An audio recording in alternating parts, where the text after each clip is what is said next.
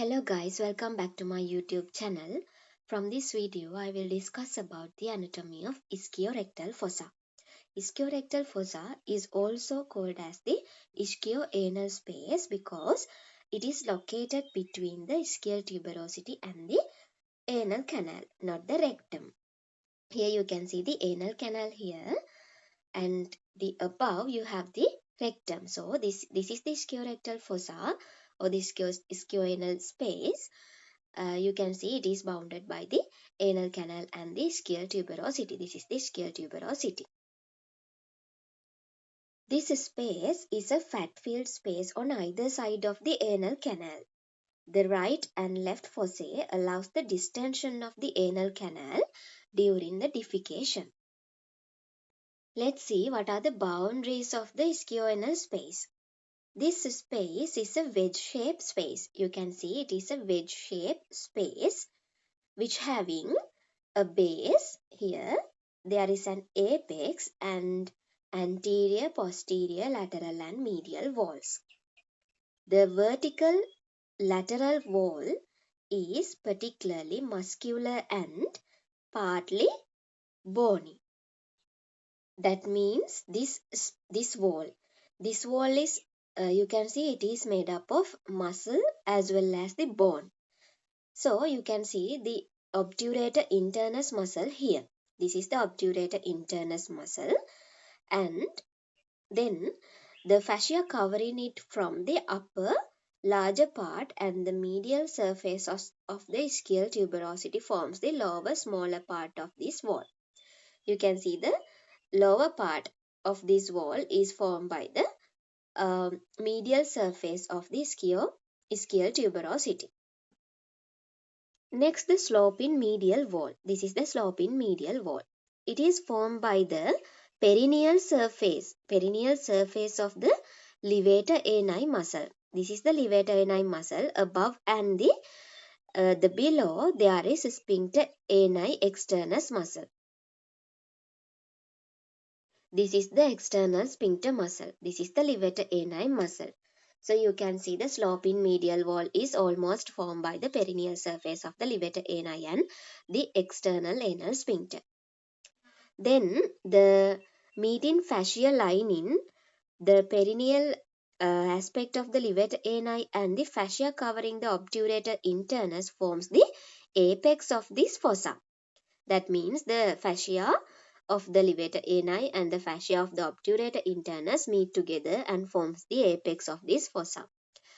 The herniation of pelvic viscera into the ischiorectal fossa may occur if there is a gap at the apex of this fossa due to the separation of the levator ani from the obturator fascia. This gap is called as hiatus Cheval-Bay.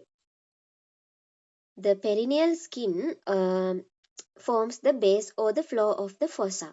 Posteriorly, the fossa is bounded by Sacrotuberous ligament and the lower margin of the gluteus maximus muscle. It is in the posterior aspect. And anteriorly, it is bounded by posterior margin of the perineal pouches. Above the level of deep perineal pouch, the fossa projects as anterior recess up to the level of pubic bone. When we talk about the contents of the ischioanal fossa, the fossa is filled with a pad of fat and this fibrofatty tissue of the superficial fascia. Tendon of the gluteus maximus muscle during stand-in position compresses the fat around the anal canal, contributing to the anal continence. The inferior rectal nerve and vessels, I'll show you those vessels. Here you can see the branches of pudendal artery and vein. Those are the inferior rectal nerve and vessels, and the pudendal nerve gives rise to inferior rectal nerve, and the internal pudendal vessels in the pudendal canal gives rise to inferior rectal artery and vein. They crosses the fossa from lateral aspect to the medial aspect. You can see they are crossing from the lateral towards the medial aspect. Though you cannot see in this diagram, there are several other contents as well. There are posterior sacral nerves and vessels in males and posterior labial vessels and nerves in females from the perineal nerve, and the internal pudendal vessels travel in the anterior part of the fossa. And also the perineal branch of fourth sacral nerve travels in the posterior part of the fossa. Those are also the contents of the ischiorectal fossa. Then let's see about the pudendal or Alcock's canal, pudendal canal or the Alcock's canal. This is a fascial canal in the lateral wall of the ischiorectal fossa. This is that canal, pudendal canal or the Alcock's canal. The canal is bounded by obturator fascia and lunate fascia. It is covered by the obturator fascia and the lunate fascia and extend from the lesser sciatic notch to the posterior boundary of the perineal pouches. Its contents differ in its posterior and anterior parts.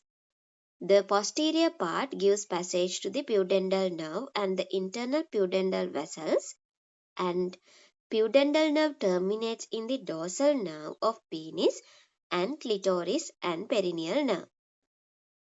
And also, the anterior part gives passage to the internal pudendal vessels flanked above and below the dorsal nerve and perineal nerves respectively.